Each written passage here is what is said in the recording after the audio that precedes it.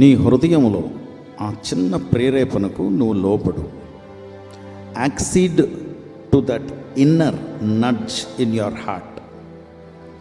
Wait minute ప్రోగ్రామ్ని వీక్షించడానికి ఆన్లైన్కి వచ్చినటువంటి మీకు ప్రభు పేరట శుభములు కలుగును గాక. ప్రియమైన వారలారా, మనకి అనేకమైనటువంటి ప్రేరేపణలు మన హృదయంలో కలుగుతూ ఉంటాయి. మన మనసులో కలిగేది మన మైండ్, మన ఆలోచనలు. మన హృదయంలో కలిగేవి వేరే. మన మనసులో కలిగే ఆలోచనలకి మన హృదయంలో కలిగే ఆ ప్రేరేపణలకి కొంచెం తేడా ఉంటుంది.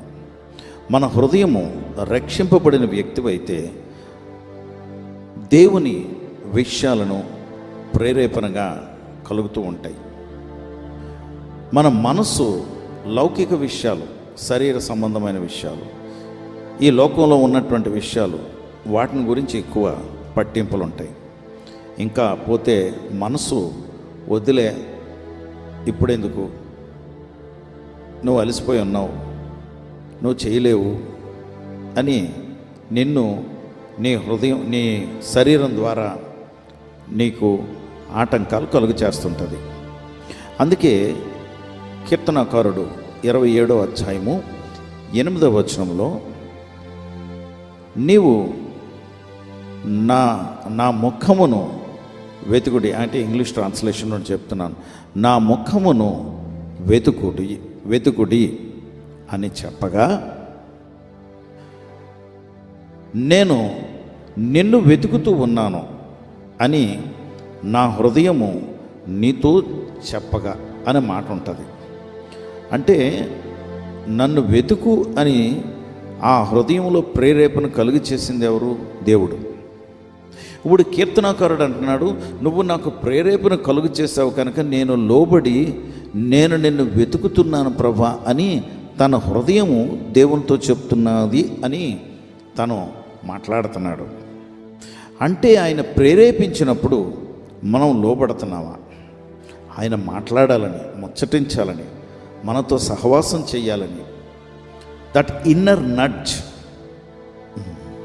నీతో మాట్లాడతాను అని ఆయన ప్రేరేపణ కలుగు చేస్తాడే, ఆ ప్రేరేపణకు లోబడితే దేవుడు నిన్ను నడిపించడానికి ఇష్టపడుతున్నాడు. ఆ ప్రేరేపణకు నువ్వు లోబడితే నీకు విషయాలు చెప్పాలని చూస్తున్నాడు. అందుకే 33వ అధ్యాయము ఇర్మియా గ్రంథం 3వ వచనంలో, call unto me and I will answer you. నాకు మొరపెట్టు, నేను నీకు ఉత్తరం ఇచ్చేదను. సో ఆయన ఈ మాట ద్వారా ఈరోజు నీతో మాట్లాడటం లేదా? ఎందుకు ఆయనకి నువ్వు చెప్పుకోకూడదు? ఎందుకు ఆయన అడగకూడదు? ప్రార్థన అనేది కొంచెం కష్టమైనటువంటి ప్రక్రియలా కనబడుతుంది. ఎస్, నేను ఒప్పుకుంటాను. ఎందుకంటే ప్రార్థన చేస్తూ ఉంటుండగా నీ శరీరం మొట్టమొదట ఒప్పుకోదు. నీ ఆలోచనలన్నీ క్లటర్ అయిపోయి వస్తుంటాయి. ఎందుకంటే ఎవరైనా నీతో ఉంటేనే కానీ ఆ పనికి వెళ్ళవు కదా. నువ్వు బయటికి వెళ్ళాలంటే ఎవరో నీతో సైడ్ కిక్లాగా తందాన తానా అని చెప్పేవాళ్ళు పక్కన ఉండాలి. నువ్వు ఏదైనా ఎక్కడికైనా వెళ్ళి ఏదైనా చేయాలన్నా ఒకళ్ళు చాలా బాగా చేసావు తందాన తానా నిన్ను పొగుడుతూ ఉండాలి. ఇలాగా ఎంతసేపు మనుషులు నీ చుట్టూ ఉండాలి అని నువ్వు కోరుకుంటావు. ప్రార్థన చేస్తూ ఉన్నప్పుడు ఒంటరిగా నువ్వు చేరాలి. అందుకే బైబిల్ గ్రంథంలో మోషేతో ఒంటరిగా మోషే కొండ మీద ఉన్నప్పుడు దేవుడు మాట్లాడారు, వ్యవహరించారు. మీరు చూడండి, ఎక్కడైనా ఒంటరిగా ఉన్నప్పుడు యేసు ప్రభువారు ఒంటరిగా ప్రార్థన చేసేవారు. అలాగే అనేక మంది దైవ సేవకులు, యెషయా ఒంటరిగా ఉండి దర్శనం చూశాడు. అనేక మంది, నేను కూడా ఒంటరిగా కొండ మీదకి ఎక్కాను.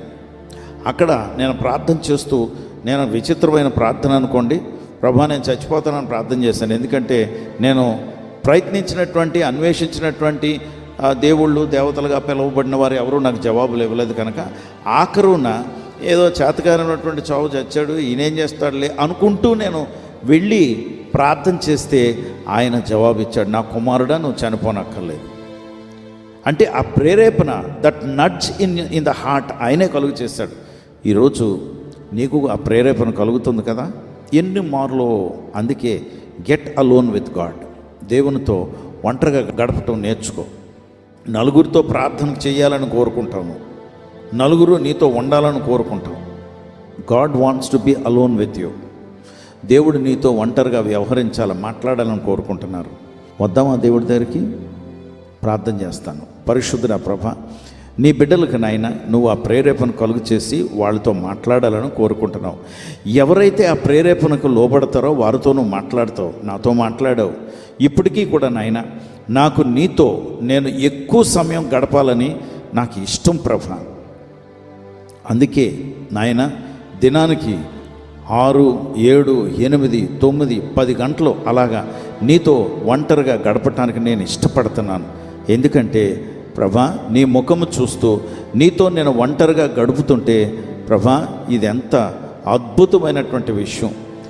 సాక్షాత్తు సర్వ జగత్తుని సృష్టించినటువంటి దేవుడివైన నీవు నాతో ఉండాలని, నాతో మాట్లాడాలని, నాతో సహవాసం చేయాలని నువ్వు కోరుకుంటున్నప్పుడు నాయనా, నేను నా సమయాన్ని నీకు ఇవ్వకుండా ఉంటానా? నేను ఇస్తున్నాను. ఇదిగో నీ బిడ్డలను కూడా అదే ప్రేరేపణతో నువ్వు నాయన ప్రేరేపించి వారితో నువ్వు గడిపి బలపరచమని, కార్యాలు చేయమని ప్రార్థన చేస్తూ యేసు నామంలో ప్రార్థించి వేడుకొంచున్నాం తండ్రి. ఆమేన్.